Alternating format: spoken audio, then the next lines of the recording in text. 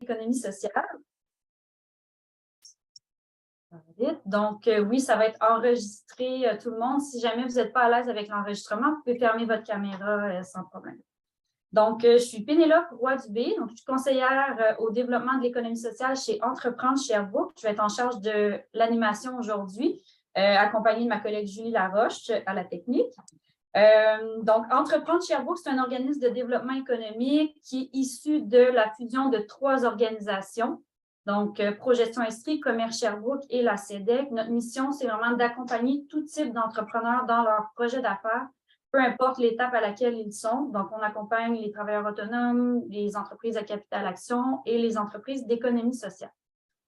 Dans Entreprendre Sherbrooke, sachez qu'on a une cellule d'économie sociale dans laquelle on a 2 ressources à temps plein destinées là, à l'accompagnement des entreprises d'économie sociale. Donc, il y a moi au niveau de l'accompagnement, au niveau du plan d'affaires et tout enjeu de gestion, et mon collègue Manu Dewa Tambou, qui est analyste financier, malheureusement qui ne peut pas être avec nous aujourd'hui.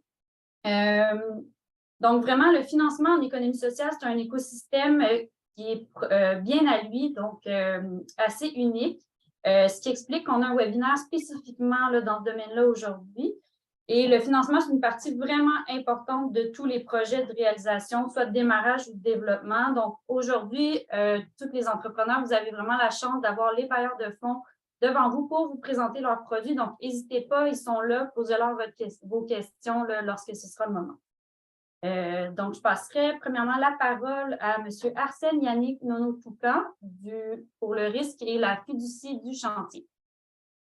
Oui, merci Pénélope. Bonjour à tout le monde une fois de plus. Je suis Arsène Yannick Nonotoukan, analyste financier au Réseau d'investissement social du Québec. Et j'aurai le plaisir ce matin de vous présenter les produits du risque, donc Réseau d'investissement social du Québec, mais aussi de la fiducie du chantier de l'économie sociale. Donc, sans plus tarder, Pénélope, si tu permets, je vais faire un partage d'écran. Oui, sans problème. Donc, juste me confirmer que l'écran apparaît pour tout le monde. Est-ce que c'est bon? Je ne vois pas encore. Non? OK, share. OK, C'est ça bon? s'en vient. Parfait. Okay.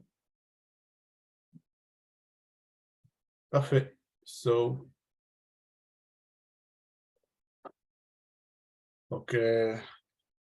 Donc, je vais commencer. On parlait des produits du risque au tout début. Donc, c'est des produits qui ont été créés à l'initiative du chantier de l'économie sociale. Et nos différents produits financiers permettent de répondre à tous les besoins financiers des entreprises collectives, donc coopératives et OBNL, ayant un volet marchand. On finance en même temps des études, des acquisitions, des projets de construction du fonds de roulement ou de l'acquisition d'équipements. On est présent dans tous les stades de développement des entreprises, donc du pré-démarrage jusqu'à la consolidation. Et on soutient des entreprises qui sont dans la plupart des secteurs de l'économie. Donc, ça peut aller autant de la santé, aux services funéraires, aux services à la personne, comme manufacturier, que dans le média communautaire.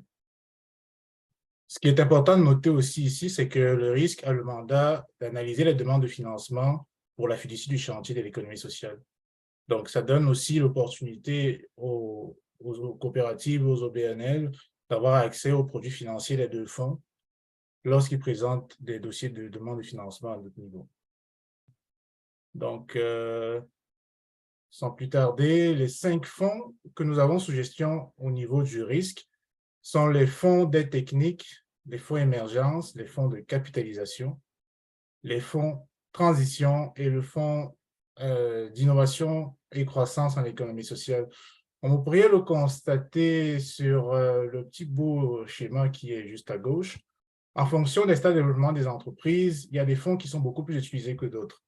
Vous verrez par exemple qu'à l'étape de l'idéation jusqu'à la validation finale de la faisabilité ou de la viabilité d'un projet, on utilise beaucoup le fonds aide technique. Pour toute la phase de pré-démarrage du projet intervient le fonds émergence. Pour les entreprises qui sont déjà en opération, les fonds qui sont souvent sollicités sont les fonds de capitalisation, les fonds de transition et les fonds d'innovation croissance en économie sociale. Maintenant, pour entrer dans le détail de ces différents fonds, je vais commencer par le fonds d'aide technique, qui est une avance de fonds qui permet de financer les services de consultants et de spécialistes afin d'effectuer différents types d'études et analyses nécessaires à la réalisation d'un projet. Donc, ça aide beaucoup à valider c'est quoi la faisabilité, puis c'est quoi la rentabilité préalable d'un projet avant le financement de son démarrage. Les fonds qu'on est possible d'aller chercher à ce niveau peuvent aller de 1 000 à 10 000 $. La principale caractéristique de cette source de financement, c'est qu'il est sans remboursement jusqu'au démarrage du projet. Et lorsque le projet pour lequel l'étude est réalisée ne démarre pas, le prêt devient une subvention, donc il devient non remboursable. À partir du moment où l'étude ou la faisabilité est confirmée et qu'on décide d'amorcer la phase de démarrage du projet, à partir de ce moment-là, le financement qui est accordé devient remboursable sur un échéancier maximum de 3 ans avec un taux d'intérêt de 8%. Donc, sur les 3 ans, l'entreprise a la possibilité de faire des remboursements anticipés sans pénalité. Et c'est un prêt sans prise de garantie ni demande de cautionnement.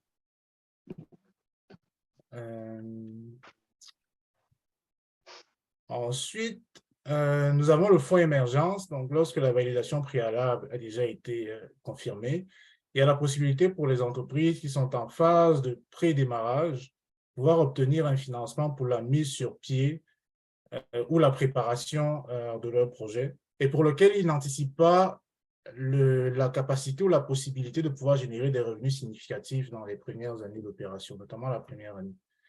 Et les coûts qui sont admissibles à ce niveau sont en général les salaires d'un chargé de projet ou d'une ressource qui va être recrutée en interne pour pouvoir préparer la structuration du projet une fois que la validation préalable de sa faisabilité et de sa rentabilité a déjà été confirmée. La caractéristique de ce fonds est qu'il est sans remboursement en capital et en intérêt, donc il y a un moratoire complet pendant toute la phase de pré-démarrage qui peut s'étendre sur une échéance maximum de 3 ans. Et une fois que le démarrage du projet est amorcé, c'est à partir de ce moment-là que le prêt devient remboursable sur une période maximale de 10 ans avec un taux d'intérêt de 8%. Comme le fonds est technique, lui aussi, il est sans garantie et sans prise de cautionnement.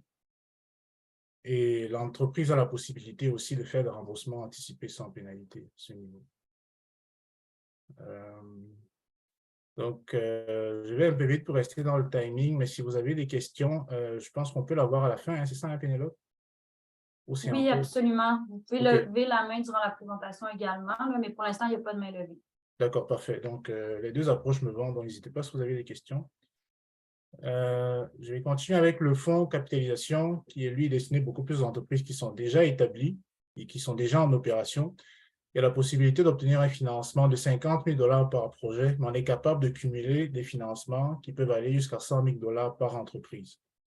Les coûts qui sont admissibles pour ce fonds sont en général les coûts liés au fonds de roulement ou les dépenses à capital comme l'acquisition d'équipements, d'immobilisation de bâtiments ou d'immobilisation de manière générale.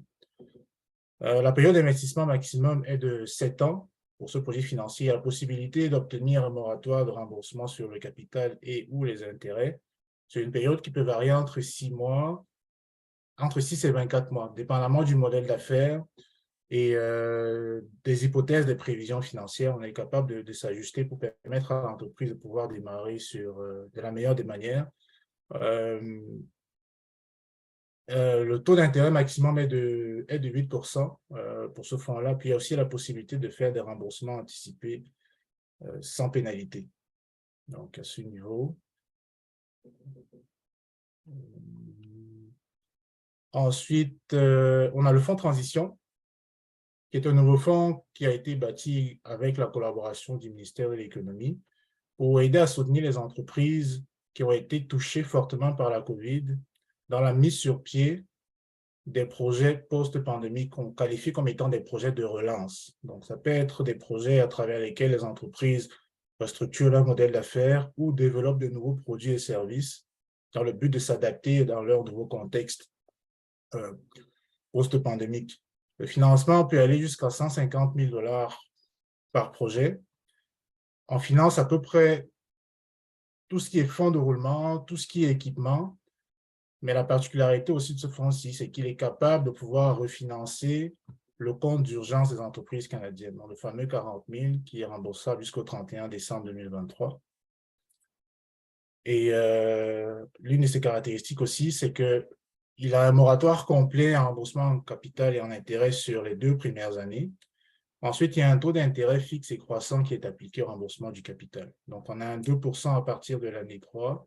Ensuite, on a un 4%. Ensuite, un 6%. Et le taux se stabilise à partir de la 7e année à 8% jusqu'à la fin de l'échéance de remboursement qui, lui, peut aller jusqu'à 10 ans.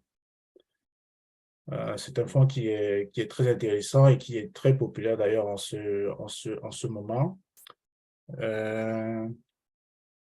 Pour la suite, on a le fonds FICES, donc qui est le Fonds d'innovation et de croissance en économie sociale, que lui, il a pour objectif de soutenir les entreprises d'économie sociale qui ont des projets avec des caractères innovants et un potentiel de croissance très important.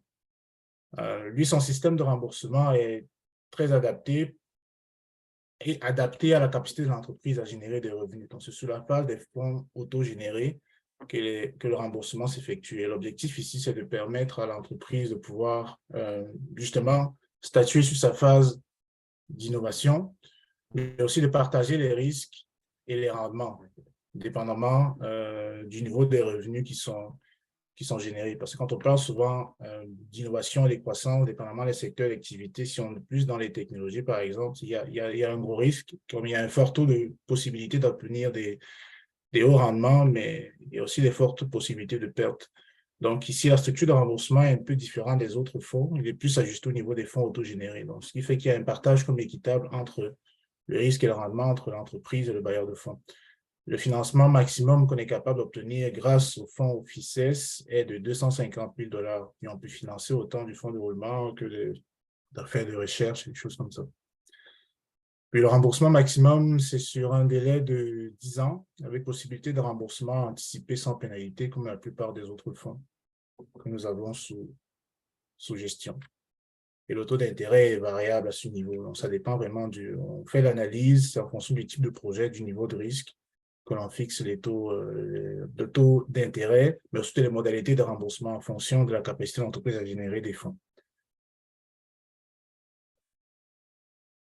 Donc, au niveau du risque, il y a d'autres fonds à travers lesquels nous pouvons permettre aux entreprises de financer certains projets. Nous ne les avons pas directement sous gestion, mais nous avons comme des mandats des partitions, notamment avec la fiducie du chantier de l'économie sociale, où on est capable, à travers son fonds de capital patient opération et immobilier, intervenir dans des montages financiers. On a aussi l'initiative immobilière communautaire du Grand Montréal qui lui touche beaucoup plus ces entreprises communautaires qui ont des projets immobiliers. Mais comme le nom du fonds l'indique, c'est pour les entreprises qui sont situées sur le territoire du Grand Montréal. Bon, on espère que les initiatives comme celui-là vont se déployer dans d'autres régions de la province. On a également des ententes avec la Fondation Beatty pour obtenir des garanties jusqu'à 50% des montants des prêts accordés via le fonds de capitalisation que j'ai présenté tantôt. Ça touche beaucoup plus de secteurs sensibles tels que l'éducation, la lutte contre la pauvreté. On a ensuite le Fonds canadien d'investissement coopératif. Et pour terminer, on a le Fonds des milieux culturels et des communications. Donc, à travers ces différents fonds-là, il y a les possibilités d'obtenir des financements qui peuvent varier de 50 000 jusqu'à 1,5 million, voire 3 millions pour le cas des fonds pour la communication et la culture. Je vais enchaîner ensuite avec les fonds de la fiducie du chantier de l'économie sociale, qui a une caractéristique principale, c'est qu'il est sans exigence de remboursement en capital pendant 15 ans. Donc, c'est vraiment du fonds capital patient qui permet à l'entreprise de garder les fonds dans ses comptes et qui lui permet de pouvoir rôder ou financer ses opérations et combler son besoin en fonds de roulement. Sauf qu'à partir de la 15e année, le fonds devient remboursable à partir de ce moment-là. Je vais commencer par le premier fonds de la fiducie qui est le prêt en capital patient opération qui sert principalement à financer du fonds de roulement. Le montant maximum qu'on est capable d'aller chercher grâce à ce fonds-là est de 250 000 et le minimum est de 50 000. Et on finance ou on complète les montages financiers à hauteur de 35% du coût total du projet. Donc, quand un projet est présenté au niveau de la fiducie, on finance 35% du coût total de ce projet jusqu'à un maximum de 250 000. Et le 65% restant, en général, ce sont les partenaires de fonds de la finance solidaire qui embarquent avec nous dans des projets. Donc, l'une de ses caractéristiques, c'est qu'il est sans prise de garantie lui également. Il a un moratoire de remboursement de 15 ans. Il a un taux d'intérêt maximum qui est de 7,75%.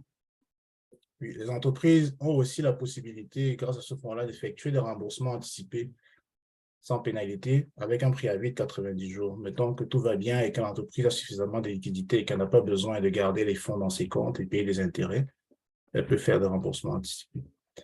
Donc, ça c'est pour le fonds capital patient opération de la fiducie. Donc, je vais continuer avec le deuxième fonds, qui est un fonds de capital patient également. Les montants qu'il est possible d'aller solliciter sont beaucoup plus importants parce qu'ils touchent beaucoup plus des projets immobiliers. Donc, avec ce fonds-ci, on est capable de trouver ou d'obtenir un financement jusqu'à 1,5 million de dollars. Le minimum est de 50 000. On finance également un maximum de 35% du coût total du projet. 135% est financé par nos partenaires de la finance solidaire. L'une de ses caractéristiques particulières est que à ce niveau-ci, on prend des garanties. On prend des garanties de deuxième rang et il nécessite justement qu'il intervienne donc des preneurs de garanties hypothécaires de premier rang qui sont nos partenaires financiers qui fournissent en général les 65% restants. Donc, il vient avec un moratoire de 15 ans également sur le capital avec un taux d'intérêt de 7,75%. Et le prêt est remboursable, par contre, à partir de la 15e année. Donc, dès la 15e année, le fonds est remboursable. Et en général, les entreprises, en ce moment-là, ils ont déjà soit les liquidités suffisantes, soit les liquidités suffisantes pour pouvoir refinancer le prêt. Donc, voilà. J'ai fait le tour des produits. Fait que pour plus d'informations, vous avez nos sites Internet qui sont bien fournis et qui vous permettent d'avoir des informations complémentaires ou supplémentaires à ceux que j'ai présentés ici par rapport aux différents fonds. Vous avez aussi les contacts des différents analystes avec qui vous pouvez communiquer. Donc, vous pouvez passer par moi aussi, là, il n'y a pas de problème. Puis, on va pouvoir diligenter la demande de financement en interne. Merci beaucoup, Yannick. Est-ce qu'il y a des gens qui auraient des questions maintenant? On a quelques minutes. Donc, je vais arrêter le partage. Oui, Judy? Oui, allô. J'aimerais savoir, économie sociale, est-ce que ça comprend, est-ce que c'est organisme et entreprise ou c'est juste organisme? C'est ma question. Bonne question, Judy. Quand on parle d'économie sociale, il faut être, en termes de forme juridique, c'est soit une coopérative ou une OBNL ou une mutuelle. Et puis, il y a 6 piliers de l'économie sociale à respecter, là, notamment répondre à un besoin collectif, avoir une gouvernance démocratique et aspirer à une viabilité financière. Donc, je t'invite à me contacter directement là, pour qu'on puisse en parler en privé. On pourra voir là, si tu as un projet en tête, si ça répond à ces critères-là. Je t'envoie tout de suite mon adresse courriel dans le chat. Parfait, merci. Le Pénélope a parfaitement répondu. Puis les entreprises qui sont admissibles à notre niveau sont ceux qui ont la forme juridique soit de coopérative, donc les 5 types de coopératives, donc travailleurs, consommateurs, de solidarité, travailleurs actionnaires, puis des OBNL, mais qui ont un volet marchand, qui souhaitent développer un volet marchand. OK. Est-ce qu'il y a d'autres questions à ce moment-ci? Non, donc je passerai la parole à M. Marc Brouillette de Investissement Québec. Marc, je pense que tu allais nous partager ta présentation. Oui, merci Pénélope. Bonjour tout le monde. Je vous partage mon écran à l'instant.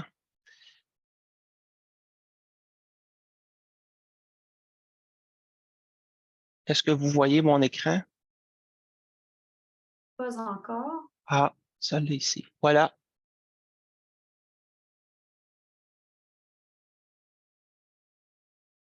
Ça va?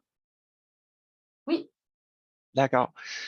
Alors, je suis directeur de compte économie sociale et coopérative pour la région de l'Estrie chez Investissement Québec. Aujourd'hui, je viens vous parler principalement du volet financement d'Investissement Québec. Auparavant, je vais quand même prendre le temps de vous présenter en quelques 2 diapositives une vue plus globale de nos mandats. Alors, Investissement Québec, c'est une organisation de plus de 1000 employés. Nous avons 24 places d'affaires dans les 17 régions administratives du Québec. Et nous sommes présents dans 30 bureaux répartis dans 19 pays et 6 villes canadiennes. Notre mission, c'est de participer activement au développement économique du Québec, de stimuler l'innovation et la croissance de l'investissement local et international, soutenir la création et le développement des entreprises. Notre clientèle, elle est large et diversifiée pour les entreprises de toute taille exploitées au Québec, pour les entreprises d'économie sociale et les coopératives, pour les entreprises internationales implantées au Québec. Donc, nos secteurs d'activité sont larges et variés selon les services et programmes. Nous avons principalement 4 lignes d'affaires chez Investissement Québec. Celui dont je vais vous parler aujourd'hui, qui est le financement. Un nouveau qui est depuis 2020, qui est le conseil d'affaires, donc qui vise à aider les entreprises à développer des meilleures pratiques et maillage d'affaires, alignement stratégique de projets, bilan et plan d'amélioration, aide financière non remboursable, de l'aide pour l'international, donc le soutien à l'exportation et l'attraction d'investissements et de talents étrangers, et finalement l'accompagnement technologique, qui est le volet CRIC, qui est maintenant avec Investissement Québec depuis 2020, pour aider les entreprises dans leur transformation numérique, l'automatisation, la robotisation, la performance environnementale industrielle et l'appui au développement de produits innovants et conformes.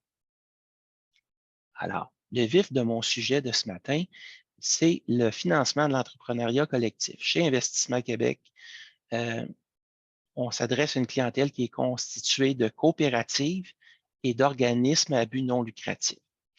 Nos critères d'admissibilité sont ceux que Pénélope a mentionnés tout à l'heure en réponse à une question. Les activités marchandes. Donc, l'entreprise doit vendre un produit ou un service à un client privé ou public. Elle doit avoir une vie associative, donc une gouvernance démocratique, une vitalité associative, donc une fréquence de réunions de conseil d'administration, un ancrage dans le milieu via son membership, détenir une bonne gestion, alors pour procurer quand même des bons résultats financiers qui vont soutenir à long terme la mission et présenter une viabilité économique. Donc, ça s'attache aux revenus marchands. Donc, les revenus autonomes, donc, doivent procurer à long terme une viabilité économique. Alors, pour desservir cette clientèle-là, j'ai parlé, bon, il y a l'accompagnement technologique, le CRIC, il y a les conseils d'affaires, le Fonds de développement économique qui administre des programmes gouvernementaux et nos fonds propres, Investissement Québec, que sont les prêts et les garanties de prêts. Alors, comme vous pouvez voir ici, nous avons un coffre d'outils qui est assez garni selon les différents besoins que peuvent présenter le même projet. Commençons par Implique. Implique qui fait partie de nos fonds propres. C'est lui que nous allons utiliser en premier lorsque une entreprise dépose une demande. Alors, c'est un produit de prêt ou de garantie de prêt que nous travaillons avec une institution financière et qui va permettre à créer un levier sur les actifs, donc un levier de premier rang pour optimiser le financement. On sait que c'est toujours le financement de premier rang, normalement, sur un bâtiment, par exemple, qui est amorti sur une durée plus longue, donc qui diminue la pression sur les liquidités de l'entreprise. Alors, une fois qu'on a optimisé ce premier produit-là avec une institution financière, On va travailler avec le client, le deuxième, qui s'appelle le programme favorisant la capitalisation des entreprises et l'économie sociale, le volet 1. Alors, par exemple, si une institution financière et Investissement Québec travaille un bâtiment et le finance à hauteur de 70 il reste 30 à financer dans le montage financier. Alors, on peut notamment utiliser le programme de capitalisation pour s'inscrire dans ce 30 %-là. Pas en totalité, mais en partie. Nos autres produits, nous avons le programme d'appui à la reprise collective, qui est le volet 2 du prêt de capitalisation. Lui, il vise la reprise complète ou partielle, donc le reprenariat par une coop ou un OBNL, donc une acquisition d'une entreprise privée. Nous avons également à droite le PADAT, le programme d'appui au développement des attraits touristiques. Plus bas, il y a le programme des immigrants investisseurs, qui est un programme de subvention. Il y a le programme d'immobilisation en entrepreneuriat collectif, le PIEC, que vous connaissez sans doute. Et finalement, le programme Initiative Productivité Innovation. Si on parle de Implique, qui est le prêt et la garantie de prêt, ben, c'est tout d'abord, c'est des taux. Quand je prêt à tarif concurrentiel, ben, ce sont les taux du marché. Donc, on ne vise pas à facturer, à faire un taux d'intérêt plus bas que le marché ou plus haut. On vise à faire un arrimage avec le marché. Donc, c'est vraiment important de mentionner qu'on le fait en complémentarité avec le marché du financement. Et quand c'est en garantie de prêt, ça tourne autour de 50 je vous dirais, de taux de garantie. On peut également faire des garanties de marge de crédit. Donc, le produit implique, c'est soit du prêt, soit de la garantie de prêt, soit des garanties de marge de crédit. Les critères, ben, ça débute à 50 000 $. Ça peut couvrir jusqu'à 100 % des coûts, évidemment, quand nous sommes en partenariat. L'amortissement de l'emprunt peut se faire jusqu'à une durée de 25 ans. Là, normalement, je vous dirais que la moyenne qu'on voit dans nos projets, c'est 15 ou 20 ans, quand on parle d'un immeuble. Quand on parle d'un équipement à financer ou des améliorations locatives, c'est plus court. Un équipement, ça peut aller jusqu'à 10 ans. L'amélioration locative, les aménagements, ben, il faut voir la durée de vie de ces aménagements-là. Évidemment, nous prenons des sûretés, donc c'est comme un prêt hypothécaire, donc il y a des sûretés qui sont prises autant par Investissement Québec que pour l'institution financière avec laquelle on travaille. Ce qui est intéressant aussi, c'est que nous pouvons faire un moratoire de remboursement de capital qui peut aller jusqu'à 24 mois. Alors, bien entendu, durant la phase de construction, cela va de soi qu'il faut faire un moratoire de capital, mais un peu après le lancement du projet, le temps que la coopérative ou l'OBNL atteigne un certain niveau un certain volume d'activité et de rentabilité, on peut accorder après la période de construction un moratoire de capital. Et avec pour but de justement diminuer la pression sur les liquidités. Nous avons aussi le prêt de capitalisation. Donc, je vous ai parlé tout à l'heure qu'on optimise avec le prêt implique le premier rang, mettons, disons à 70 %. Il reste 30 %. Alors, on utilise le prêt de capitalisation qui vise à capitaliser, c'est son nom. Donc, il s'inscrit dans la capitalisation du projet. Donc, il ne comporte pas de sûreté. On ne prend pas d'hypothèque avec ce produit-là. Il débute à 25 000 $. C'est quand même assez intéressant. Le moratoire de capital est d'une durée minimale de 3 ans et peut aller jusqu'à 5 ans. Le taux d'intérêt, le taux d'intérêt de ce produit-là est très intéressant. C'est le taux des intérêts des obligations du Québec pour une durée de 5 ans, majoré de 1,25 % et combiné à une prise en charge de 3 % des intérêts. Alors, pendant les 5 premières années. Ce que ça veut dire, c'est que si on arrive avec notre taux d'intérêt avec des obligations plus 1,25, si on arrive à 3,5 au terme de ce calcul-là et on retranche 3 ben, pendant 5 ans, ce prêt-là va être à 0,5 Or, il y a quand même des avantages à aller chercher ce produit-là et nous pouvons le combiner avec le prêt implique que je vous ai parlé précédemment. La durée maximale de cet emprunt-là est de 10 ans jusqu'à, excusez, elle est de 15 ans. Ordinairement, c'est 10 ans. Dans le même programme, il existe le programme d'appui à la reprise collective d'entreprise. Alors, le but, c'est d'augmenter le nombre de reprises collectives au Québec, maintenir des emplois dans les collectivités. Les critères particuliers, donc, dans les deux volets, soit c'est un achat complet, alors la coop ou l'OBNL peut acheter une entreprise, donc soit les actifs, soit les actions, mais il faut qu'au terme de l'acquisition, ça soit vraiment opéré sous mode entrepreneuriat collectif. Ça ne peut pas demeurer une filiale détenue par une coop ou un OBNL. Alors là, ici, on parle du volet complet. Le volet achat partiel, ça concerne les coopératives de travailleurs actionnaires qui désirent faire l'acquisition d'un bloc d'actions dans l'entreprise qui emploie les travailleurs. Alors, les principales caractéristiques de ces deux volets-là, c'est un financement qui va jusqu'à un maximum de 25 des actifs à acquérir. C'est un moratoire de remboursement de capital de 3 ans lorsqu'il s'agit d'un achat complet.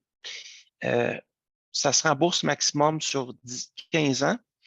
Et encore là, c'est la formule de majoration du taux d'intérêt des obligations du gouvernement du Québec. Et il y a une prise en charge qui se fait de façon dégressive cette fois-ci, à 100 la première année, 80 la deuxième année, et ainsi de suite.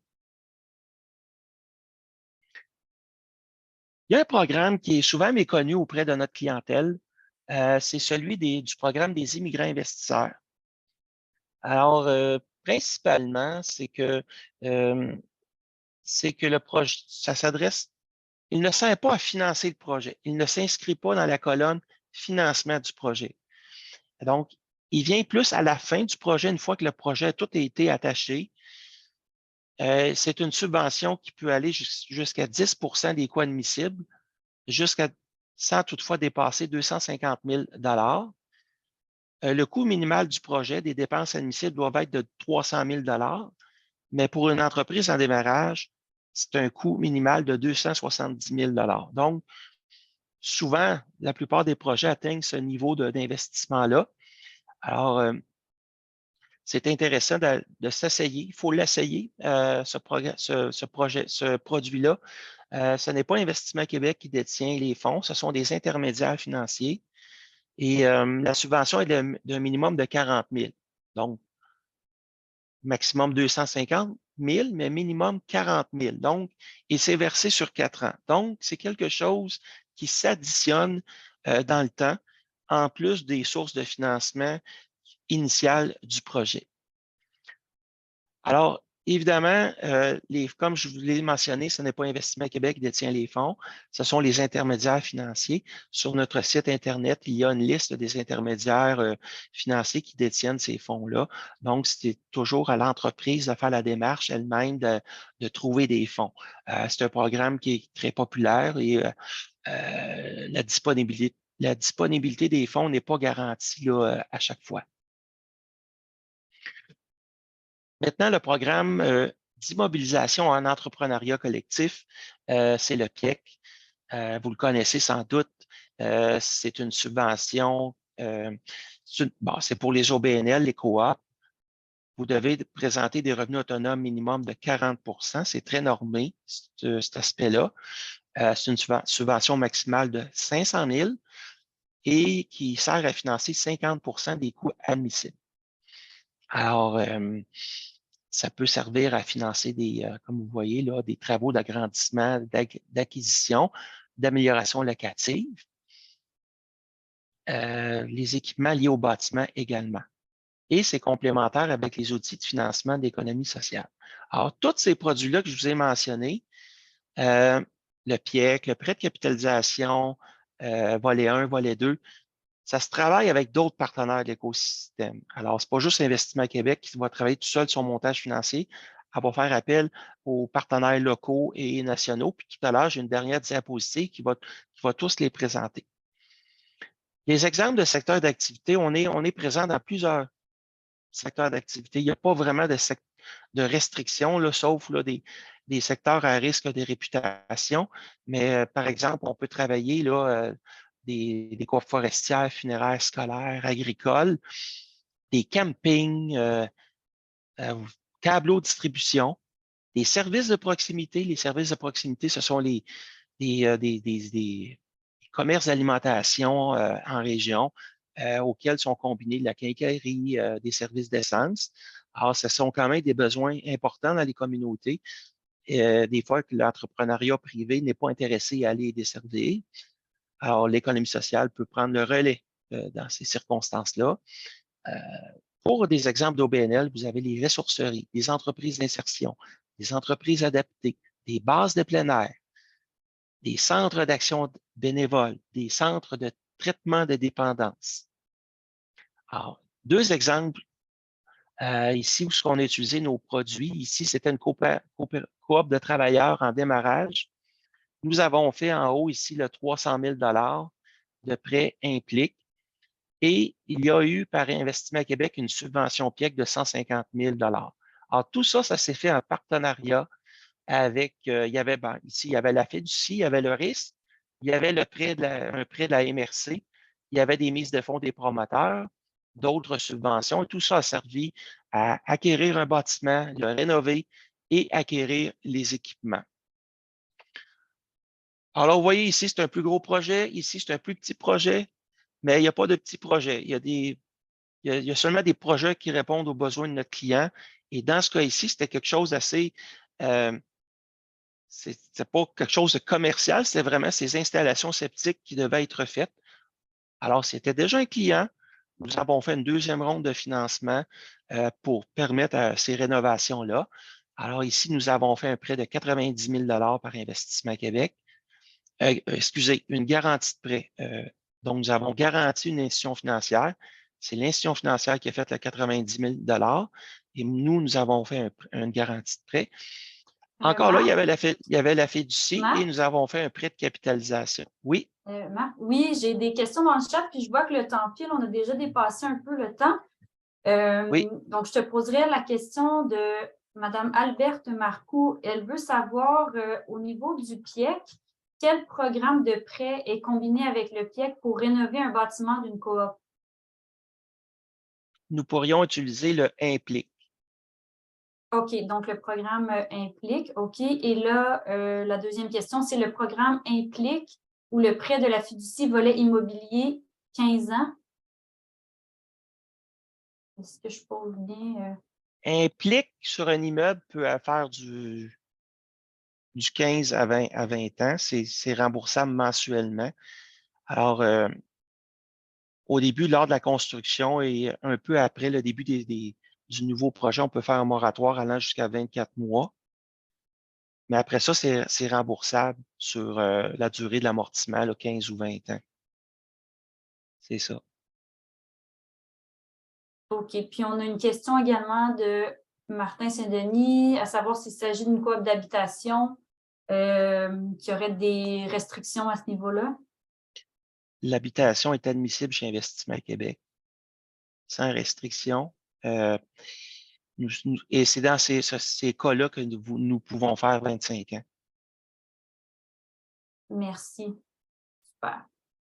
Et puis, Sandra qui demande plus d'informations au niveau du PIEC, ça pourra être envoyé par courriel. Donc, Oui, tout à fait. Super. Donc, je passerai maintenant la parole. Merci beaucoup, Marc. Hein, c'était très bien expliqué. Je passerai la parole à Francis Ladurentaille de la Caisse d'économie solidaire. Bonjour, Francis. Est-ce que tu es là? Oui, bonjour. Je suis en train de partager et puis ma souris ne voulait plus fonctionner. Pas de souci. Bonjour à tout le monde, merci de nous recevoir. Donc, je suis directeur de compte à la Caisse d'économie solidaire. Je travaille dans le financement, mais je suis aussi directeur de compte, là, tout ce qui a trait aux opérations bancaires. Donc, votre compte chèque, comme on appelle communément, tout ce qui est financement traditionnel, financement d'entreprise, ça peut être que ce soit de l'achat d'équipements, de l'achat de bâtiments, des déménagements, des rénovations, etc. On est dans tous les projets ou presque comme institution financière. On vient vraiment vous appuyer dans ce que vous avez besoin comme accompagnement. Donc, je vais vous partager la présentation. Normalement, vous devriez l'avoir en ce moment. Est-ce que oui, donc tout devrait être correct. La finance au service d'une société plus juste, solidaire et durable. Vous allez voir dans la présentation que vous allez recevoir, il y a un peu plus de gras autour de l'os. J'ai coupé pour les besoins de la présentation de ce que je voulais vous parler. Interrompez-moi, levez la main, posez vos questions au fur et à mesure. C'est du financement, c'est pas toujours simple. Si c'est trop précis, on pourra en parler à côté. Mais sinon, c'est vraiment de rendre ça le plus dynamique possible pendant les quelques minutes qu'on a ensemble. Donc, l'expertise spécialisée en investissement responsable. On a des conseillers à la Caisse qui se spécialisent dans tout ce qui est placement responsable. Ce n'est pas dans ma cour. On est une institution financière, on a plus de 100 employés à la Caisse. Fait que je m'occupe de la partie financement des entreprises. Mais il y a tout un autre volet qui est tous les placements aussi que vous pourriez avoir là, en liquidité. On est aussi le Centre d'expertise en financement de Coop et OBNL. On parlait d'économie sociale tout à l'heure, donc tout le volet marchand qui est nécessaire d'avoir, mais il y a aussi tout l'aspect communautaire. C'est pas si simple que ça, financer du communautaire, mais c'est possible.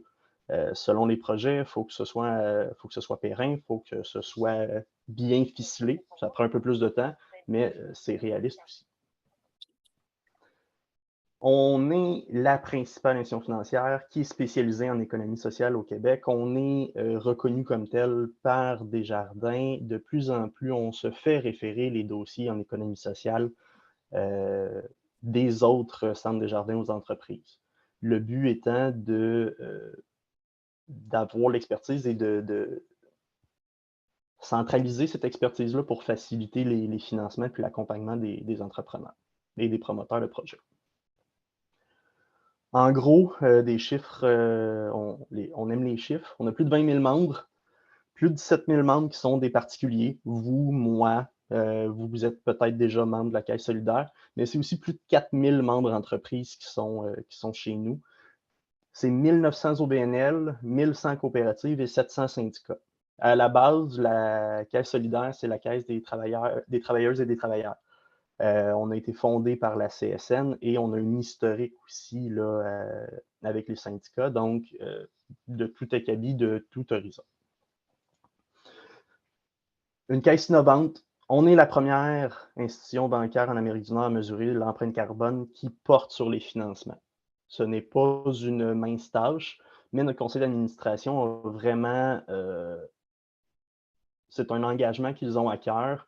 Notre but est de travailler pour être un chef de file dans ce domaine-là pour appuyer et venir faire un impact par la suite. Comment on peut compenser cette empreinte carbone-là liée au financement. Et si on peut paver la voie pour le reste des institutions financières, ben, tant mieux, mais c'est en cours.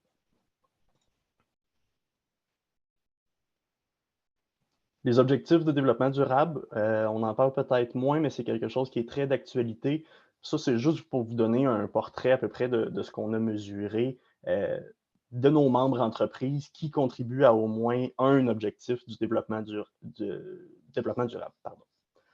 Donc, on a l'égalité entre les sexes, ville et communauté durable, bonne santé, bien-être, puis travail décent et croissance économique. Vous le savez, c'est le propre de l'économie sociale et du communautaire de travailler dans ces domaines-là. Fait que c'était la moindre des choses de le mesurer puis d'en faire la démonstration. Les services, je vous en ai parlé un peu plus tôt rapidement. il y a tout ce qui a trait au financement, il y a tout ce qui a trait au placement, au compte d'opération, mais c'est beaucoup plus que ça. C'est l'aide, les conseils aux entreprises et aux syndicats. Vous avez un bug, vous ne savez pas comment faire telle opération bancaire ou comment faire tel type de virement, ben, on peut vous accompagner là-dedans. On peut vous accompagner aussi dans les politiques de placement avec votre conseil d'administration. Nos conseillers peuvent se déplacer ou peuvent répondre à vos questions avec les conseils ou avec vos comités. On a le financement bancaire, bien sûr, les assurances, tout type d'assurance, c'est Desjardins après tout. L'offre de services sur mesure pour les syndicats, accès à une gamme de programmes complémentaires. Vous allez avoir des détails là, sur les plages suivantes. Accès à l'écosystème de l'économie sociale québécois. On a la chance aujourd'hui d'avoir Entreprendre Sherbrooke qui met cette rencontre-là sur pied, mais c'est un peu ça, en fait. C'est Entreprendre Sherbrooke, c'est Investissement Québec, c'est le risque, la fiducie. On est habitué de travailler avec ces partenaires-là et on est habitué de se concerter pour arriver au meilleur montage financier possible, à la meilleure structure pour vous accompagner. Notre but, ce n'est pas de nous en mettre dans les poches le plus possible. Le but, c'est de faire des projets qui sont réalistes et qui sont réalisables. Puis on le sait que ce n'est pas toujours simple à faire en économie sociale et dans le communautaire. Accès à l'ensemble des services de Desjardins, bien entendu. On favorise la mise en relation des entreprises. On parle souvent d'intercoopération, mais il devrait aussi avoir le terme là, en économie sociale. Le but, c'est de favoriser la mise en relation, le maillage entre les entreprises. Vous offrez tous des services ou des produits et les autres entreprises ont aussi besoin des 10 produits, des 10 services. Comment on peut favoriser ça? Donc, c'est avec votre directeur de compte, c'est avec votre conseiller que vous allez pouvoir en parler, puis que vous cherchez un nouveau client, vous cherchez un nouveau bâtiment ou un nouveau local, ou peu importe, mais on peut tenter de vous mettre en relation avec d'autres. On accompagne les membres dans l'utilisation des services numériques et les transferts d'entreprises en modèle collectif. On a une équipe à la Fédération qui fait que du transfert d'entreprise. Nous, on est interpellés quand ça vient le temps de faire le transfert d'entreprise en modèle collectif. Donc, que ce soit des coops de solidarité ou que ce soit des coops de travailleurs ou travailleurs actionnaires.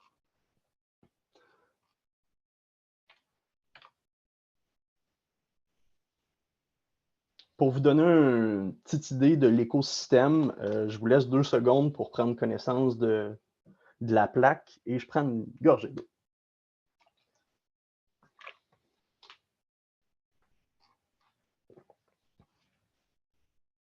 L'écosystème est grand. Il n'est pas tout répertorié ici, évidemment, mais ça démontre toute la complexité qu'il y a de mettre ce monde-là au diapason pour s'assurer que tout le monde est autour du projet. Francis, j'aurais déjà une question pour toi. Tu nous disais de t'interrompre, donc je vais le faire. On me demande, est-ce que la Caisse solidaire intervient en Côte-Nord? Oui, on est dans toutes les régions administratives. C'est peut-être une distinction que je n'ai pas placée au début, mais c'est un très bon point. Il y a des caisses à Sherbrooke. C'est des caisses qui sont régionales, qui sont attitrées avec un lieu géographique. La caisse d'économie, les caisses d'économie sont des caisses de groupe. Notre secteur d'activité, c'est l'économie sociale. Donc, peu importe où vous êtes au Québec, vous pouvez être membre chez nous. En plus de votre caisse locale ou de votre institution financière, vous pouvez venir chez nous, on peut évaluer le projet, on peut regarder ce que vous avez. Donc, absolument, partout, il n'y a pas de restriction.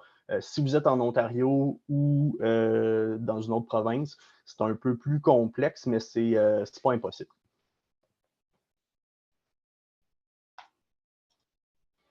Action stratégique, on a développé des produits ou des choses supplémentaires afin d'appuyer nos entreprises sociales et solidaires. Par exemple, la garantie solidaire. La garantie solidaire, c'est que des fois, on a une entreprise qui a une capacité de payer. Elle peut emprunter, mais l'enjeu est au niveau de la valeur de notre garantie.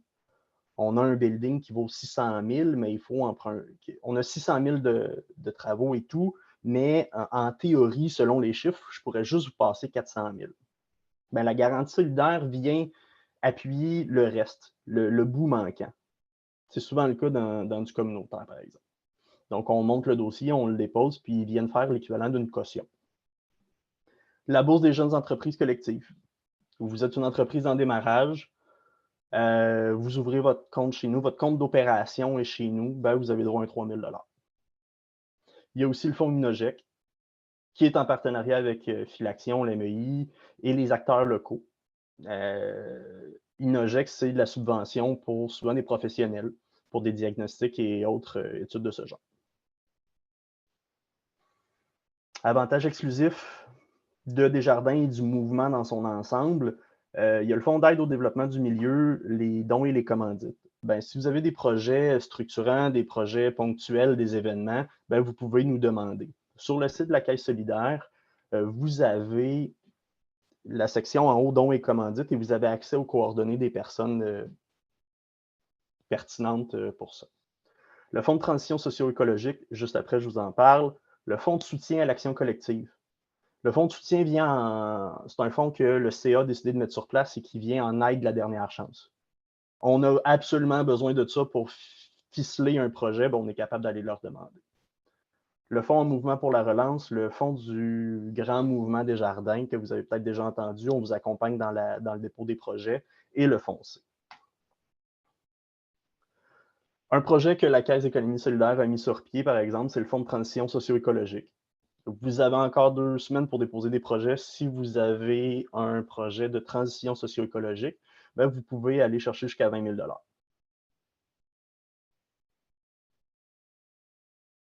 J'en profite en même temps pour vous faire une invitation le 20 avril prochain à Sherbrooke.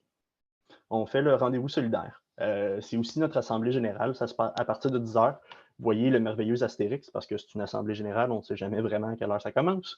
Mais à partir de 10 h, vous pouvez venir sur place. Vous avez les informations sur notre site web. Et en après-midi, il y a le rendez-vous solidaire sous la thématique « Rêvons l'avenir meilleur ». Je suis persuadé que ça va intéresser plusieurs personnes ici. Quelques exemples rapidement. Jouvence, base de plein air. Il y a la Coopérative nationale de l'information, la Tribune, dans lesquelles on a des projets qu'on a accompagnés, qu'on a financés de différentes façons. Le Crocarium, qui est un OBNL pour l'épanouissement des jeunes par le jardinage collectif. Rappel, qui est un regroupement d'organismes sous forme coop pour la protection des lacs, des bassins versants et tout ce qui a trait à l'eau. Coop Alentour, que vous connaissez très probablement, qui est une épicerie, évidemment. Et la Coop Agropole, qui est une coop de travailleurs. C'est des gens qui ont décidé de se mettre ensemble pour faire une ferme urbaine et de faire du prêt-à-manger. Pourquoi venir chez nous? Ben, c'est pour les bobines, les bottines suivent les babines. Ben, c'est l'action, c'est dans vos actions, c'est dans nos actions qu'on rend le monde plus juste, plus solidaire, plus social. Tout ce que vous faites chez nous, ben, c'est réinvesti, c'est réimpliqué dans nos organismes, dans nos entreprises. Vous avez les coordonnées ici, vous allez les avoir après. N'hésitez pas à m'écrire ou à m'interpeller s'il y a quoi que ce soit. Super présentation, merci beaucoup. C'est sûr qu'on va être présent à l'Assemblée générale le 20 avril prochain. Est-ce qu'il y a des gens qui auraient des questions pour Francis en lien avec vos projets? Puis, je n'ai pas été autant dans le détail des produits et autres. C'est sur mesure. Ce n'est pas une demande spécifique. Tout peut s'étudier. Puis, c'est vraiment en discutant avec vous qu'on va valider le type de projet, le type de financement et quel autre partenaire qu'on va mettre en relation pour rendre le tout réaliste. Des fois, on le fait seul, mais très souvent, on va aller chercher d'autres partenaires pour le réaliser. Bien, merci beaucoup. Je passerai maintenant la parole à Isabelle Partridge de Créavenir. Isabelle, bonjour. Bonjour tout le monde, ça va bien? Oui, ça va très bien, toi? Oui, super, vous m'entendez bien? Oui. Bon, ben c'est bien parfait ça. Donc, j'en profite, oui, pour dire un salut à tout le monde, la gang. Donc, premièrement, là, je veux juste vous mentionner que le chat est ouvert. Donc, si vous avez des questions, envoyez-moi un petit message ou rentrez directement dans la conversation. Là, ça va me faire plaisir de vous répondre. Donc, premièrement, laissez-moi me présenter. Donc, Isabelle Partridge, directrice de compte chez Desjardins Entreprises et également responsable du programme Créavenir en Estrie. Donc, je vais vous partager mon écran avec un petit support visuel. C'est toujours plus agréable de faire une présentation. Donc, vous voyez bien mon écran? C'est là avec le PowerPoint Créavenir? Oui. Bon, c'est super. Donc, comme je mentionnais, là, aujourd'hui, je suis ici pour vous parler du programme Créavenir qui est pour les jeunes entrepreneurs. Donc, comme vous le savez, là, vous venez d'avoir un petit topo avec Desjardins. Donc, aujourd'hui, c'est une grande visibilité pour Desjardins. On est bien content d'être là. C'est vraiment ça, le Desjardins. On essaie de trouver des façons d'intégrer toutes sortes d'entrepreneurs de n'importe quel âge, de n'importe quel milieu. Donc, c'est pour ça qu'on est arrivé à créer le programme Créavenir. Donc, le programme Créavenir, c'est quoi? J'aimerais ça savoir là, dans le chat si certains d'entre vous ont déjà entendu parler du programme Créavenir. Donc, un petit oui, un petit non, un petit peut-être ou je ne sais pas.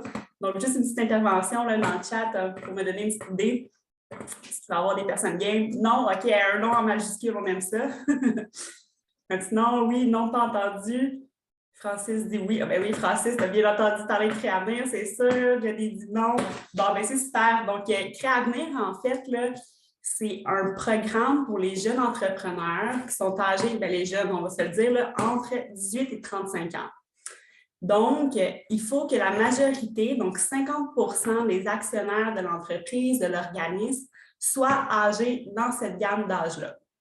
Le programme Créavenir s'adresse en fait là, aux entrepreneurs qui ont une entreprise qui est en opération depuis moins de 3 ans. Donc, par exemple, vous avez votre entreprise, ça fait 4 ans que vous y pensez, est enregistré, mais ça fait seulement 1 an que vous êtes en opération. Vous pourriez être admissible au programme Créavenir.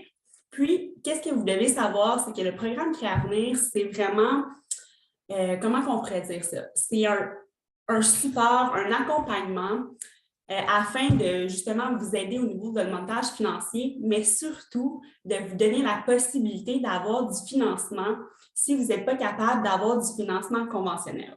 Donc, comme vous le savez, quand on se part en business, ben, on a besoin un peu d'argent justement pour une mise de fonds, s'acheter des équipements, louer un local. Donc, Créavenir, ça peut vraiment venir supporter ça.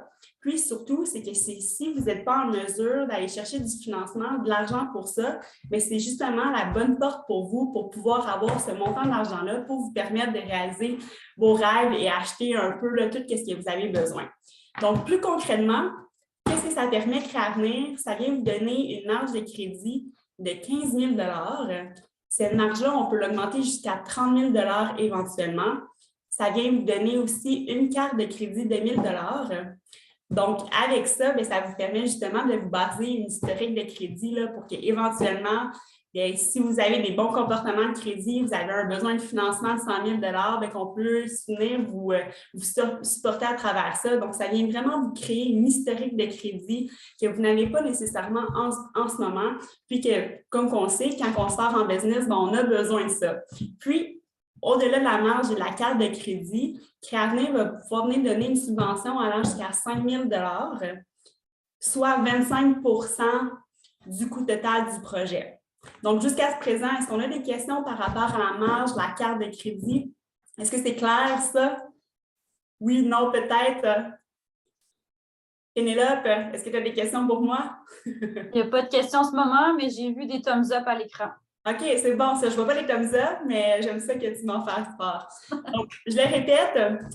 Première chose, Créavenir, c'est vraiment pour vous donner la chance aux entrepreneurs qui n'ont pas accès à du financement conventionnel, mais c'est surtout basé sur un programme d'accompagnement. Donc, quand que je dis ça, c'est qu'habituellement, quand on reçoit les références Créavenir, moi, je vais personnellement référer l'entrepreneur à un partenaire local, dont Entreprendre Sherbrooke, qui va prendre le dossier en main. Avec le partenaire local, l'entrepreneur va vraiment pouvoir venir monter, regarder son plan d'affaires, son montage financier, avoir du support où est-ce qu'il n'est pas certainement sûr. Puis, tu sais, comme vous le savez, des fois, quand on est entrepreneur, bien, on a une bonne idée, on a vraiment la bonne idée, mais on a comme la difficulté à s'organiser à travers ça. Donc, le partenaire local va vraiment venir pouvoir vous aider à structurer votre demande pour qu'éventuellement, on puisse monter le dossier Créavenir et que là, on le soumet au comité Créavenir avec lequel je fais partie, puis que là, on va faire, OK, Est-ce qu'on accepte ce projet-là ou on ne l'accepte pas? Donc, c'est un peu comme ça là, que ça fonctionne. Je vais vous envoyer ici. Juste pour vous donner une petite idée, l'année passée, on a appuyé 282 projets d'entreprise. Donc, quand je parle de projets d'entreprise, c'est vraiment des entreprises là, qui sont en démarrage ou des relèves d'entreprise. On est venu donner une aide financière totalisant de 5,2 millions. La marge moyenne qu'on a offerte aux entrepreneurs est de 13 000 $. Puis, les valeurs de projet qu'on a appuyées, quand je parle de valeurs de projet appuyées, c'est que moi, OK, par exemple, j'ai mon idée de business, mon coût total que je vois de mon projet, ben, c'est 60 000. Fait que là, c'est ce montant-là, le 24,3 millions, c'est vraiment le coût total de l'ensemble des projets qu'on est venu appuyer. Puis, au-delà de ça, avec Réavenir, avec le support qu'on a apporté, ça a permis de créer 659 emplois. Donc, on est très fiers de ça. Réavenir, ben, ça existe depuis 2018. On travaille fort à chaque année, justement, pour pousser et permettre à plus d'entrepreneurs d'avoir accès à du crédit pour que, éventuellement, ils puissent justement aller plus loin dans leur projet. Puis des fois, ça permet juste de donner le petit coup de pouce là, qui manque pour vraiment pouvoir s'acheter, s'équiper, puis vraiment se partir à travers son projet d'affaires. Donc, le rôle des partenaires, je l'ai un peu mentionné là, tantôt, mais le partenaire dans Créavenir, c'est vraiment un conseiller qui va être très utile pour vous. C'est avec lui, comme je vous mentionnais, là, qui va pouvoir vous accompagner à travers tout votre montage financier, votre plan d'activité. Donc, Entreprendre Sherbrooke, là, je vous le dis, ils sont forts sur ça. Là. Ils prennent vraiment en charge les dossiers de Créavenir. Puis, je pense qu'avec tous les échos que j'ai eus, là, c'est un partenaire qui est super apprécié par les entrepreneurs à cause qu'ils savent que, justement, ils sont bien appuyés, ils sont bien répondus à travers eux. Donc, n'hésitez pas, là, advenant que vous avez des questions, ils sont là, puis je suis là également pour ça. Donc, Créavenir, en général, ça ferait vraiment le tour du programme. Je vais me virer par les questions. Je vois qu'on en avait une ici. Si je me tourne à la question de Guylaine, nous avons aussi besoin de ces aides quand nous avons 35 ans et plus. Est-ce que, oui, bien, en fait, il faut voir un peu, là, Desjardins offre plusieurs possibilités, plusieurs subventions. Ce type de programme-là, c'est vraiment spécifique pour les personnes âgées entre 18 et 35 ans. Par la suite, mais c'est sûr qu'il y a toujours les partenaires locaux qui sont là pour venir vous accompagner, vous aider. Mais c'est sûr qu'on a également différentes subventions. Francis l'a mentionné, je pense entre autres au Foncé, qui est vraiment une subvention qui peut venir vraiment appuyer. Par contre, le Foncé, ce n'est pas un accompagnement global comme Créavenir. Ça, c'est important à mentionner. Donc, pour répondre à votre question, Guylaine, non, mais il y a toujours une possibilité de trouver de l'accompagnement à droite ou à gauche, là, si on vient cogner à la bonne porte. Est-ce que ça répondait à votre question, Guylaine? Oui, merci. Super. Je ne sais pas ici, j'ai une petite vidéo pour vous, mais je pense que le son ne sera pas bon. Donc, qu'est-ce que je vous propose? C'est que je vais pouvoir vous envoyer le PowerPoint. Donc, vous allez pouvoir prendre connaissance là, de la petite vidéo qui explique en fait le programme Créavenir. Donc, je vous explique un peu les étapes quand on est intéressé à ça. Mais premièrement, je vous invite à me contacter directement par courriel ou par téléphone. Vous allez recevoir également mes coordonnées là, suivant la rencontre. Donc, on peut prendre un petit moment, juste regarder c'est quoi votre idée, où est-ce que vous en êtes rendu dans votre processus. Je pourrais également vous parler plus en profondeur un peu, OK, comment la marge fonctionne, comment la carte fonctionne, c'est quoi la subvention. Par la suite, la prochaine étape, c'est vraiment de contacter un partenaire avec qui vous montez votre dossier financier, qui vous apporte l'accompagnement nécessaire s'il y a des petits besoins à droite puis à gauche. Une fois le dossier monté, ça retourne au comité Créavenir que là, on décide oui ou non, on va de l'avant. Puis par la suite, là, c'est là qu'on va venir officialiser le tout. Donc, si vous n'avez pas d'entreprise ouverte avec Desjardins, on va venir vous ouvrir un compte entreprise. Par la suite, bien, on va faire la demande de la marge, la carte de crédit. Puis, pour finaliser le tout, bien, on va venir vous donner la subvention. À travers ça, le programme Créavenir, ça dure pour un nombre de 5 années. Puis, l'information très importante que j'ai oublié de vous mentionner, c'est que qu'est-ce qui est avantageux avec la marge Créavenir, c'est qu'actuellement, vous le savez, là, on a le taux de l'inflation, on a le taux d'intérêt qui n'arrête pas d'augmenter. Mais ça, c'est vraiment qu'est-ce qui est très, très intéressant avec cette marge-là, c'est qu'on a le taux préférentiel plus 0,5. Habituellement, les entreprises, je vous dirais que ça tourne autour de 5 %. Donc, juste vous donner une petite idée, là, c'est vraiment ça qui est très avantageux au niveau de la marge et de la carte de crédit. Donc, de mon côté, ça ferait pas mal le tour de Créavenir. Je ne sais pas si vous aviez des questions par rapport à ça, mais si ce n'est pas là, je vous mentionne, là, ça va me faire plaisir de vous répondre. Je suis disponible pour ça. Merci beaucoup, Isabelle. Est-ce qu'il y aurait des questions à cette étape-ci? Donc, je ne vois rien pour l'instant. Donc, merci beaucoup, Isabelle. Je passerai maintenant la parole à Émilie Thompson de la Ruche Estrie. Allô tout le monde! Bonjour! Bonjour! Donc, bon avant-midi. Je suis très contente de vous présenter la Ruche ce matin. Je vais partager mon écran tout de suite. Parfait. Vous me direz si vous voyez un bel écran jaune. Oui, on voit ça. Là. Excellent. Donc, moi aussi, vous pouvez me couper, là, aucun problème pendant la présentation ou ça se peut là, que je m'emballe dans ma présentation. Donc, faites-moi signe si je ne vois pas les questions dans le chat.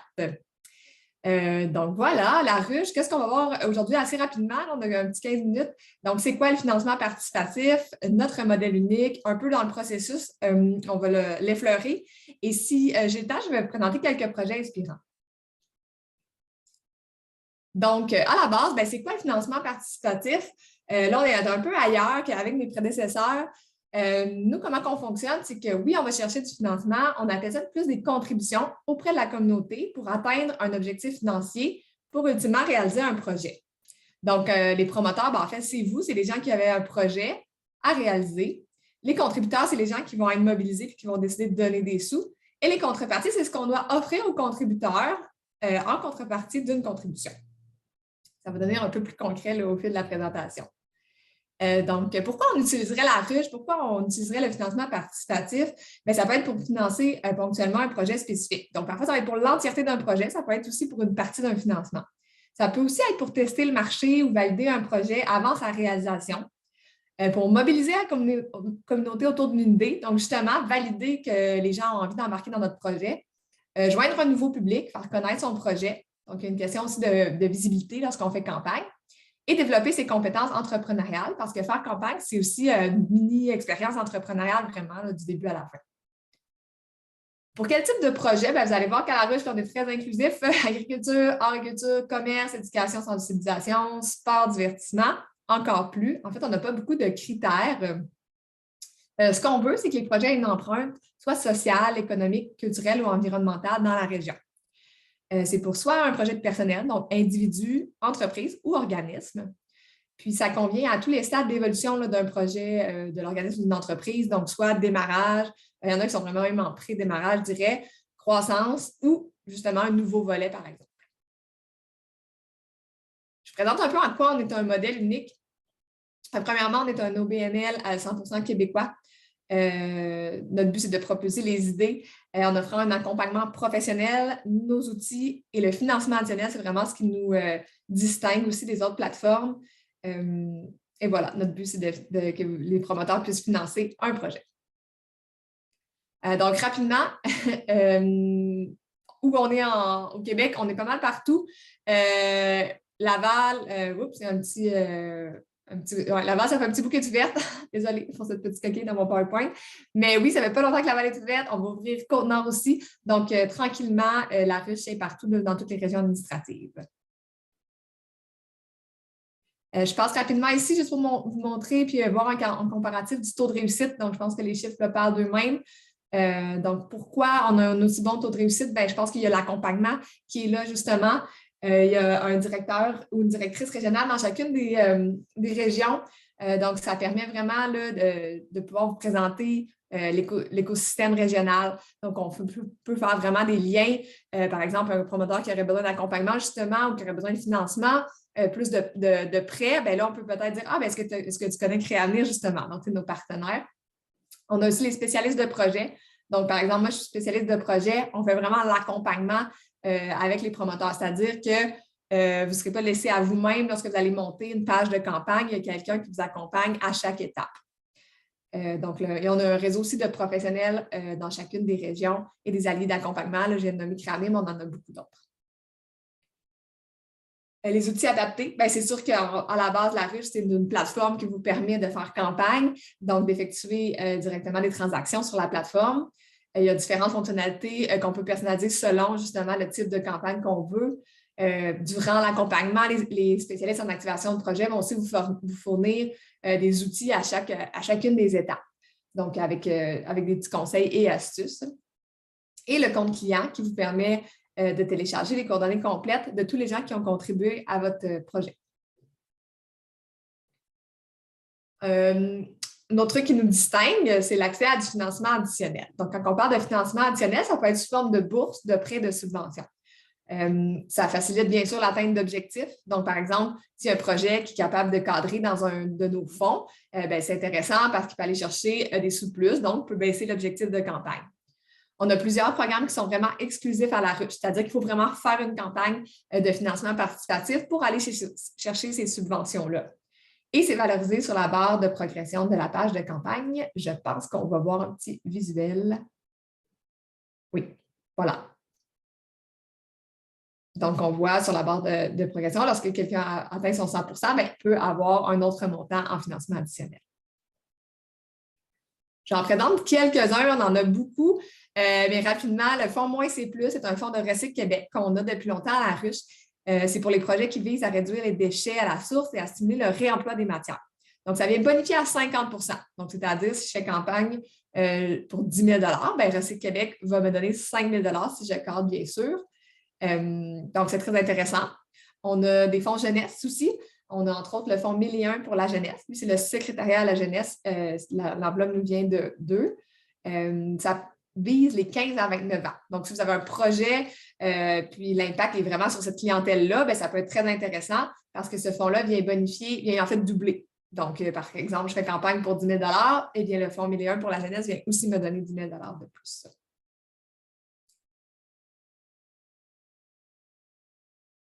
Donc, on a rajouté là, une petite diapo parce qu'on a aussi le fonds du simple au double. En fait, on en a plein des nouveaux, là, on a empreinte positive. Donc, si jamais si vous êtes intéressé puis vous avez vous pouvez aller voir là, sur la ruche là, tous nos fonds. Je pourrais aussi vous donner plus d'informations à ce propos. Donc, rapidement, encore une fois, un peu des chiffres, là, mais ça donne quand même une idée qu'il y a 25 millions là, qui ont passé dans la ruche depuis sa création. C'est quand même des sous qui viennent de la poche des gens. C'est quand même assez majeur. On voit que les gens ont envie de s'impliquer et de se mobiliser dans les projets, dans les régions. Puis 10 millions en financement additionnel. Donc, on rentre un petit peu dans le concret, la préparation de la campagne. Est-ce qu'il y a des questions en ce moment? Je n'ai pas vu. J'en ai pas présentement dans le chat. J'en ai pas non plus. Je n'ai pas de main levée. Je continue. Oui, je peux continuer.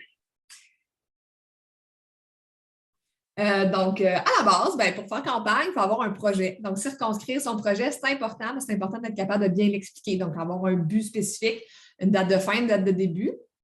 Établir aussi la durée de notre campagne, combien de temps on veut faire campagne. Donc, ce n'est pas quelque chose qu'on peut étaler sur une année au complet, il faut choisir. Donc, entre 30 et 90 jours, c'est ce qu'on doit choisir. Tout dépend en fait du montant de l'objectif, de c'est quoi le projet. Beaucoup de cas par cas. Puis, dans le fond, le spécialiste ou la spécialiste en activation de projet, je veux dire là, puisqu'on est une équipe de filles, en fait, va vous conseiller, vous challenger par rapport à tous ces petits détails-là. Par exemple, évaluer votre disponibilité pour faire la promotion de la campagne. C'est important quand on lance une campagne d'être disponible et de mettre de l'énergie dedans.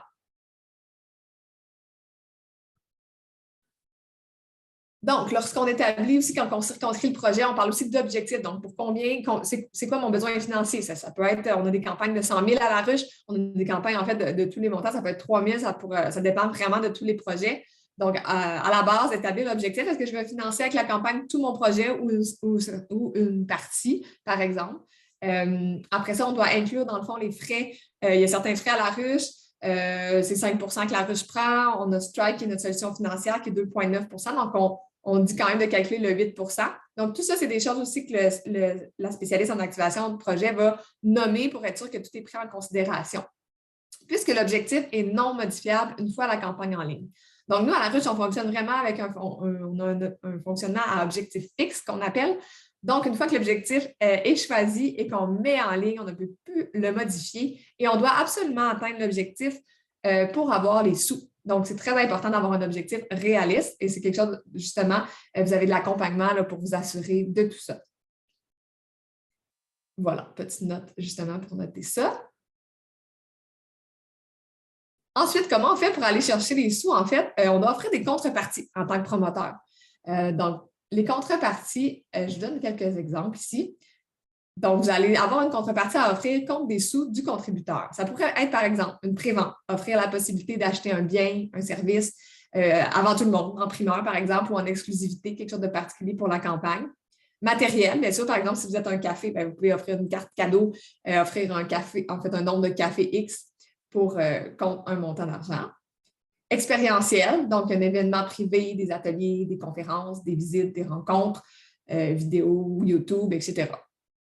Et symbolique, on va en voir quand même beaucoup, surtout pour les organismes qui vont faire campagne, mais d'offrir une visibilité ou simplement un remerciement du fond du cœur, ça compte aussi.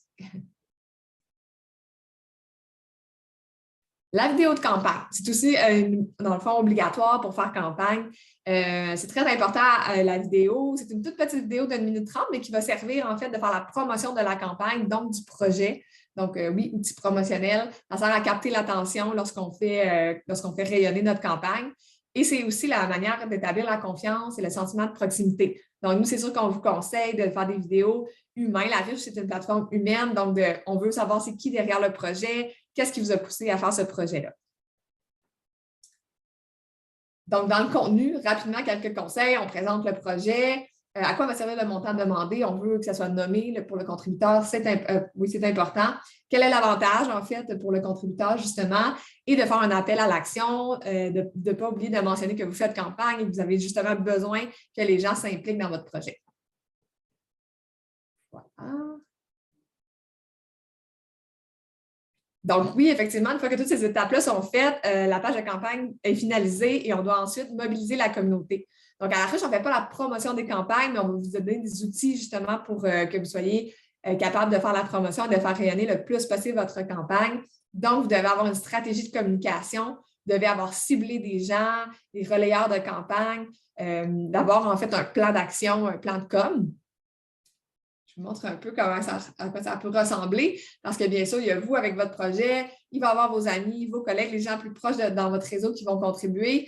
Ensuite, on va aller chercher probablement la clientèle qu'on va aller chercher et il faut avoir différentes stratégies pour aller au-delà de tout ça et aller chercher un grand public.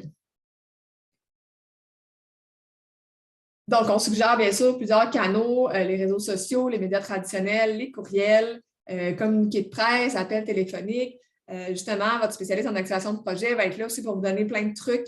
On a beaucoup de conseils, on a des outils, des guides par rapport à ça. Donc, on ne vous laisse pas non plus seul avec la promotion de campagne. Vous êtes accompagné là-dedans. Est-ce que j'ai un petit peu de temps pour les projets, Pénélope? Je sais que oui, mais j'ai une question en ce moment dans le chat. Yes. On nous demande, j'imagine que dans la durée de vie d'un projet entreprise, on fait 1 ou 2 campagnes pour ne pas saturer la communauté. Qu'est-ce que vous avez à dire de ça? C'est une très bonne question. Il n'y a pas de limite de campagne. Moi, je pense que c'est sûr qu'il faut laisser comme un temps entre les campagnes parce qu'à un moment donné, c'est vrai que c'est toujours un peu le même réseau qu'on va aller solliciter. Par contre, des gens qui ont donné une fois à une campagne, c'est parce qu'ils se sentent mobilisés par le projet. Fait que si vous les tenez au courant en tant que promoteur de qu'est-ce que vous avez fait avec les sous, puis que vous leur expliquez qu'est-ce que vous voulez faire avec une prochaine campagne, pour moi, il n'y en a pas de problème. Les gens qui ont été touchés par un projet vont continuer parce qu'ils vont sentir qu'ils font partie justement de votre projet. Ça dépend un peu toujours c'est quoi aussi, là. Puis parfois, il y a des entreprises qui vont faire plusieurs campagnes parce qu'ils vont avoir toujours des nouveaux volets dans leur entreprise. Fait que ça leur permet de donner de la visibilité à ces nouveaux volets-là. Puis d'aller, en fait, oui, ressolliciter les mêmes gens, mais d'agrandir toujours encore plus leur cercle. Je ne sais pas si ça répond bien à la question. Édouard, est-ce que ça répond bien à la question? Oui, merci beaucoup. Merci. Excellent. Bien, je vais vous en présenter quelques-uns. En fait, si vous voulez voir des projets, là, moi, je vous suggère vraiment d'aller explorer sur la ruche. On en a plein en ligne en ce moment. Fait que vous êtes en Estrie, allez voir les projets sur la ruche Estrie.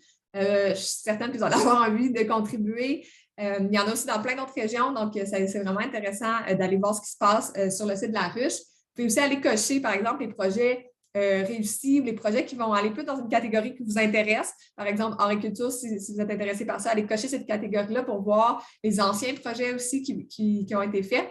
Fait que c'est sûr que c'est la façon de vous donner le plus d'inspiration, c'est d'aller explorer la plateforme. Donc voilà, j'en présente un, Paradoxus. Puis différentes, en fait, stratégies là, qui sont liées à ces projets-là. Fait que c'est sûr que c'est des projets qui ont été super bien réussis, 118 %. C'était un projet qui avait un promoteur, mais 16 responsables de la promotion. Donc, il y a différentes façons de faire avec une vidéo de qualité. Fait que ça dépend toujours des projets. Là, c'était un théâtre musical, donc c'est sûr qu'on est quand même dans l'esthétisme. C'était quand même important, je pense qu'il y ait une qualité dans l'image. Il y avait passé en cellule, c'est quelque chose qu'on ne fait plus nécessairement pour l'instant, mais bref, on a quand même toujours des possibilités d'avoir des gens à notre équipe qui donnent des conseils encore de plus avant la mise en ligne. Il y avait 11 contreparties avec des paliers différents. Donc, parfois, on voit des petites structures de contrepartie, des fois des grandes. Donc, eux, avec beaucoup de paliers, ça a permis à plein de clientèles cibles, différents budgets d'aller contribuer et on sollicitait des organisations. Au pagaie, peut-être que vous connaissez. Eux autres aussi, 160 %. Donc, ils ont dépassé de beaucoup leur objectif. Ils avaient ajouté un deuxième objectif. Tantôt, j'ai passé rapidement. Mais c'est quelque chose qu'on peut faire sur la ruche. Donc, le premier est fixe, on doit vraiment l'atteindre. Le deuxième est plutôt symbolique, mais ça permet aux promoteurs de continuer leur promotion de campagne et aussi aux contributeurs de voir qu'il y a un deuxième objectif et qu'il va se passer quelque chose avec l'argent de plus amassé puis de continuer à contribuer justement. Eux avaient vraiment à faire des contreparties expérientielles conçues pour leur public cible, puis ont eu justement un financement additionnel. Tantôt, j'en ai parlé, mais là, on le voit vraiment concrètement, donc 2005 de Créamener. On a pu le valoriser, donc ça donne quand même du poids à un projet. Un autre projet, Retourne-y, un projet de Montréal, objectif atteint à 102 %. Il y avait 8 contreparties identifiées pour les différents publics cibles. Donc, ça aussi, c'est une différente stratégie qui peut être intéressante. C'est d'aller, pas juste, il y en a qui veulent vraiment aller tester le marché auprès de leur public cible, c'est parfait. D'autres qui vont aller, dans le cadre d'une campagne, aller tester différents publics, donc faire peut-être des contreparties pour les familles, pour les aînés, pour les jeunes. Donc, on peut être très créatif dans les contreparties. C'est une campagne aussi qui a eu beaucoup, à mon souvenir, oui, c'est ça, beaucoup de financement additionnel. Donc, entre autres, nos partenaires là, qui viennent de vous présenter, Caisse d'économie solidaire, le défi propulsion, le FMC+, que je vous ai parlé un petit peu avant. Donc, voici comment on peut le voir. C'est qu'un projet peut aller, oui, aller chercher dans la poche des gens 20 000 $, mais avec la ruche, aller chercher nos financements additionnels qu'on a, aller bonifier avec quand même pas mal dessus. Alors, à votre tour, je vais arrêter le partage d'écran. Si vous avez... Oups, c'est pas ça que je voulais faire. Excusez-moi.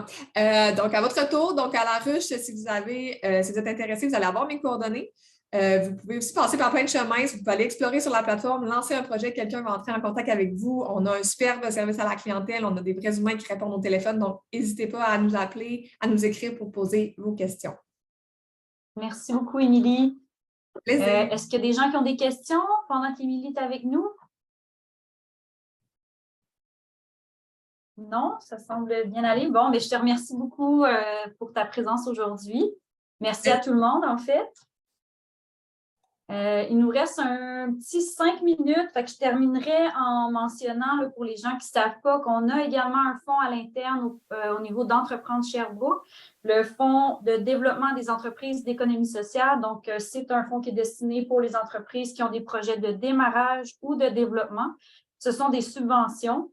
Pour y avoir accès, il faut avoir une mise de fonds d'un montant de 20 % de la valeur du projet.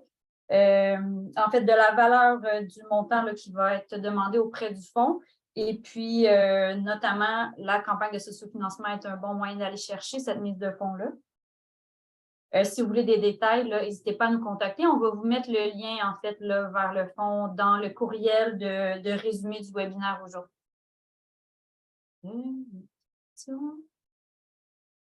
Coopérative. Donc, la coopérative de voyage COS tient à remercier tous les présentateurs. Donc, je passe le message à tout le monde. Merci. Merci à toi, Pénélope, pour ton animation. On rappelle qu'on envoie à tout le monde les présentations que vous avez vues. On est conscient qu'en 1h30, ça fait énormément d'informations. Même quand on est dans le milieu, ça nous étourdit un peu d'avoir tous ces, tous ces critères et ces chiffres. Alors, on va vous faire un beau courriel, puis vous aurez aussi accès à la rediffusion là, sur YouTube là, de la présentation de ce matin. Donc, voilà pour le mot de la technicienne de ce matin. Merci, Julie. Bonne journée, tout le monde. Au revoir. Merci, au plaisir. Au revoir. Bye. Au revoir.